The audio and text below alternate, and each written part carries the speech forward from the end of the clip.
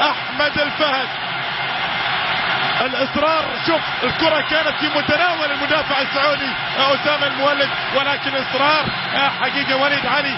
بعد ذلك الكرة بهذه القوة من وليد علي في مرمى عساف القرني يسجل، والمنتخب الكويتي من زاوية صعبة، من زاوية صعبة تصطد في كامل الموسى، يبدو انه يتغير اتجاهها وبالتالي تستقر في الشباك ويتقدم الازرق على الاخضر بهدف لا شيء.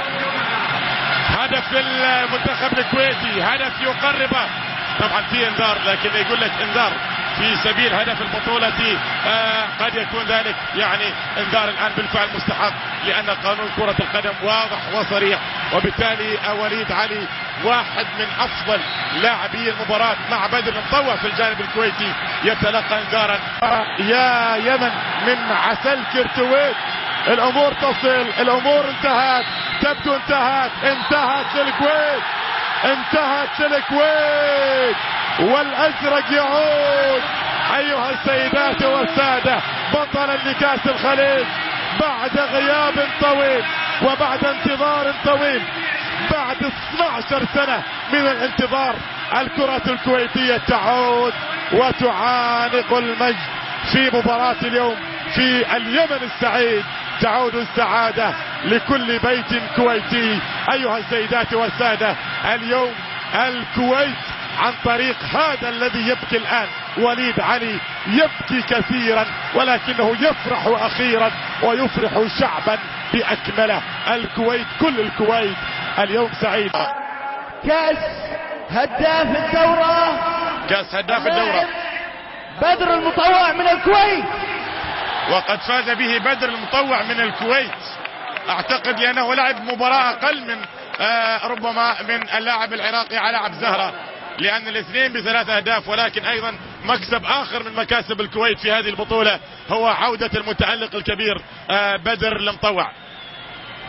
بدر المطوع لاعب ونجم القادسية الكويتي، وكما ذكرت بداية مع دورات الخليج بدأت في الدورة في الكويت 2003، يعني عنده 5 بطولات: 2003 2004 2007 2010 في عمان و2009 في عمان عفوا و2010.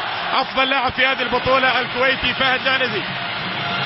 ولاحظ الانجازات الكويتية، بطلة الخليج، افضل هداف في البطولة الكويتي، وافضل لاعب في البطولة هو فهد لعنزي.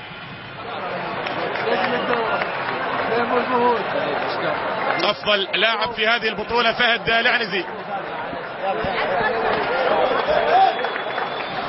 وبالتالي مكسب اخر من مكاسب الكويت في هذه البطولة. مع كاس افضل حارس مرمى اللاعب نواف الخالدي من الكويت. ايضا نواف الخالدي من الكويت افضل حارس مرمى بعد منافسة شريفة مع شقيقه الاماراتي ماجد ناصر، وبالتالي ايضا نواف الخالدي حارس مرمى الكويت وحارس مرمى نادي القادسية الكويتي. ابتسامة ربما الان بالفعل منطقية بعد التتويج في هذا المساء وبعد لقب افضل حارس مرمى في هذه البطولة.